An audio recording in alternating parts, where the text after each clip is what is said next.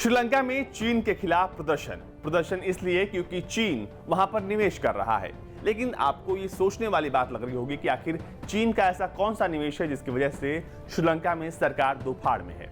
जी हाँ, ये जो मुख्य विवाद की वजह है वो है एक शहर, क्योंकि चीन श्रीलंका में एक शहर बना रहा है और शहर बसने से पहले उसको उजाड़ने की पूरी तैयारी शुरू हो गई है। ये शहर है पोर्ट सिटी, लेकिन इस पोर्ट सिटी के बनने से पहले आखिर मामला कोर्ट तक कैसे पहुंच गया और क्यों वहां की विपक्षी पार्टी ये कह रही है कि श्रीलंका ने सरेंडर कर दिया है, इसकी पूरी जानकारी आपको हम इस वीडियो में देने वाले हैं। नमस्कार, मैं होजीत और आप देख रहे हैं भारत तक। चीन श्रीलंका में निवेश कर रहा है, निवेश सालों से कर रहा है, लेकिन इस बार जो उसका निवेश है वो 1.4 बिलियन डॉलर का है और इसके तहत वो एक शहर बनाएगा। शहर का नाम होगा पोर्ट सिटी। शहर श्रीलंका में ही होगा, लेकिन इस शहर का नियम बाकी के दूसरे शहरों से अलग होगा। इस शहर के लिए अलग असीमित शक्तियां जो हैं वो चीन को दी जाएंगी, लेकिन इसी को लेकर वहां की विपक्षी पार्टी, वहां के लेबर यूनियंस, वहां के एनजीओज जो हैं वो अब अदालत पहुंच चुके हैं। अदालत में उनका कहना है कि जो कुछ भी हो रहा है वो गैर संवैधानिक है और जो जिस हिसाब से सरकार वहां पर चीन के साथ पेश आ रही है वो साफ दर्शाता है कि वो संप्रभुता को सरेंडर कर चुकी है। श्रीलंका की विपक्षी दल, सिविल सोसाइटी और मजदूर संघ चीन समर्थित परियोजना को चुनौती देने कोर्ट पहुंच गए हैं। अदालत में इन मामलों की सुनवाई होनी है। दरअसल श्रीलंका की राजपक्षे सरकार ने पिछले सप्ताह संसद में Colombo port city economic commission नाम से एक बिल पेश किया है। इसमें कोलंबो के समुद्री तट के किनारे 1.4 अरब डॉलर की लागत से पोर्ट सिटी बनाने का प्रस्ताव है।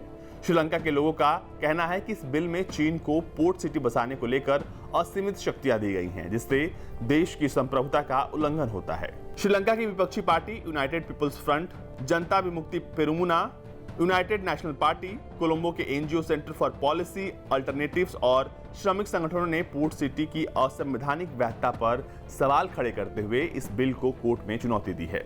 विपक्षी पार्टी के सांसद हर्षा द सिल्वा ने कहा है कि हमारी पार्टी पोर्ट सिटी प्रोजेक्ट को कामयाब होते देखना चाहती है ताकि देश में निवेश और आधुनिक तकनीक आए, लेकिन ये सब संवैधानिक दायरे में होना चाहिए।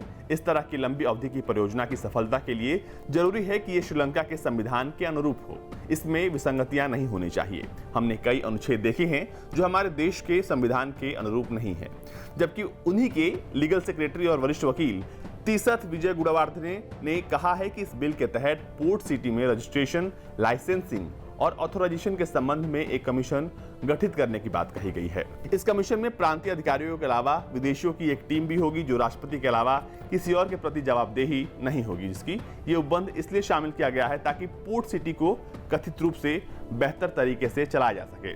इस अनुच्छेद में कहा गया है कि पोर्ट सिटी में श्रीलंका की मुद्रा में निवेश नहीं किया जा सकेगा, जिससे श्रीलंका के अधिकतर लोग इससे बाहर ही रहेंगे, यानी कि कोलंबो के भीतर ही अपने लोगों के लिए एक शहर के दरवाजे बंद कर दिए गए हैं।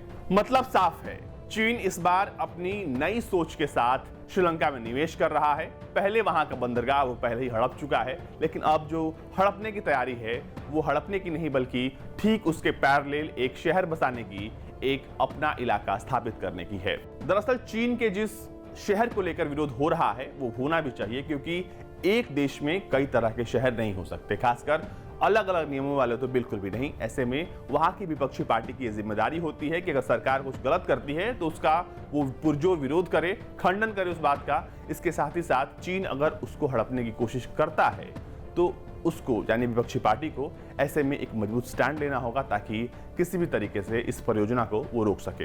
हालांकि चीन लगातार ऐसी कोशिश करेगा और करता रहेगा। एक तरफ कर्ज का प्रलोभन देगा, दूसरी तरफ से आपको पीछे से कर्ज के जाल में जकड़कर आपकी चीजों पर कब्जा करेगा।